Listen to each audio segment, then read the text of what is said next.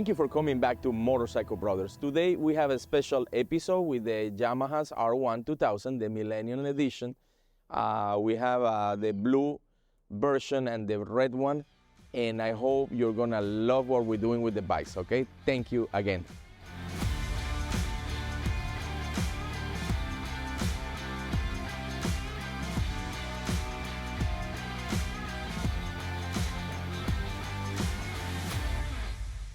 Today we have a special episode with the Yamaha's R1. We have 2000, the red one and the blue one. We're syncing and fixing the carburetors on the blue one. And we're gonna show you, we're gonna test the bikes, we're gonna test the sound of the exhaust, original exhaust, and a D&D exhaust. Thank you again.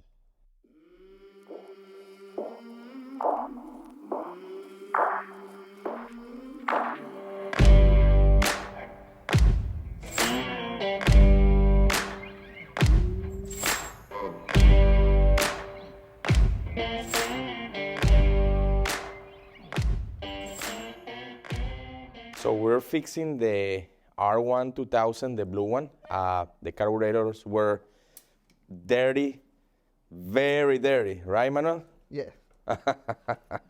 So they clean it, install a new kit, and we're syncing it, putting all together. Very difficult, not much space to work.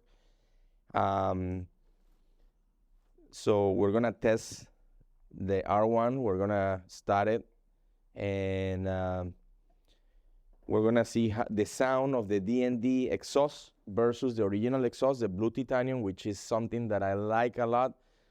Many of you like aftermarket stocks, aftermarket exhaust.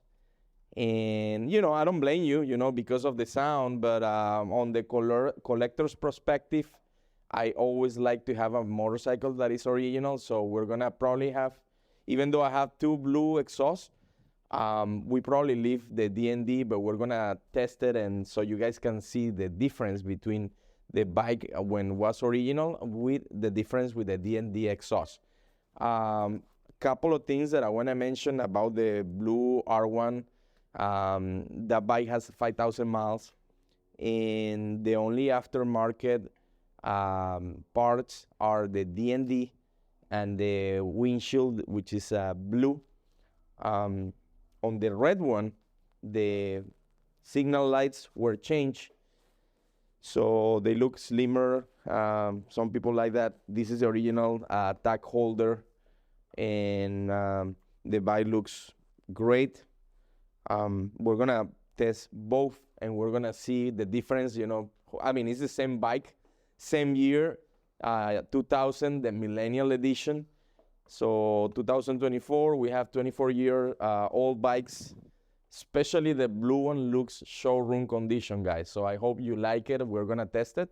And thank you again for watching Motorcycle Brothers. In the 90s, I learned how to move bikes by putting the weight on the bike leg.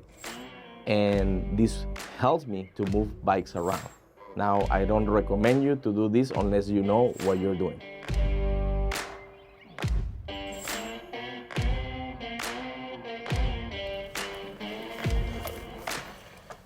Ahí estamos.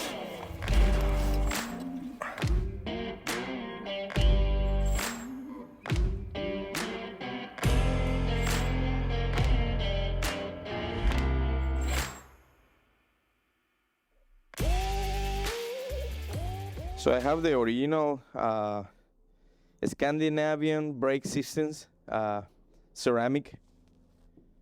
I brought this from Venezuela, guys. So this is funny, but it costs 631 bolivars, which is nothing now. And this is for the front of the bike for a CCR 1100 or a 750. Or the GXR 400. So this is a very old thing. I probably have with this 25 years.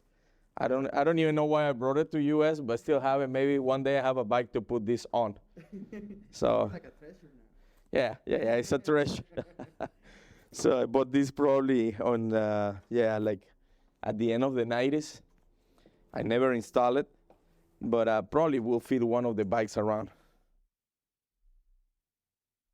Wow, this is incredible. How do you guys were able to get the scratch off? Well, first we start with the sanding it. We use 1200 the grain. Okay. Like it's pretty thin, and because the scratch wasn't like too deep. Was it? Okay. And then it's like right now we start to use more the polymers to polish it. And right now we get this result, and then we put the polymers and use to shine it like that. Wow, looks pretty clean. It was super scratched. Congratulations, this is a great job. Thank you.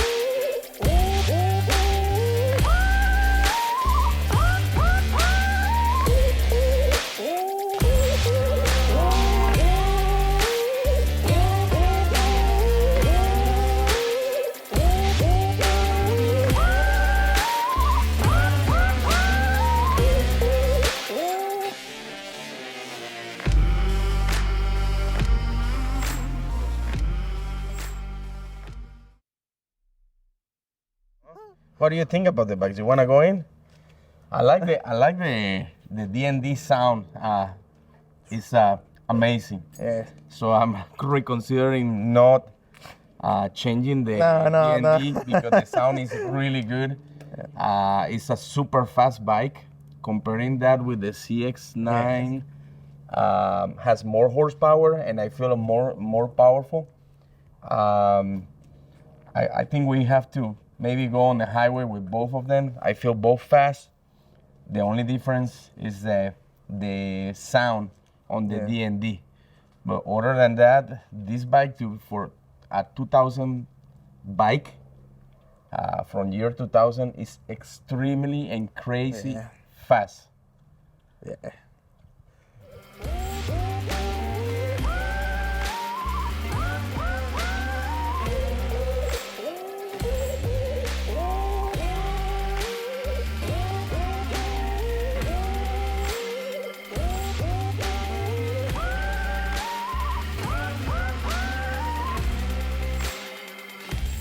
Thank you again for watching Motorcycle Brothers.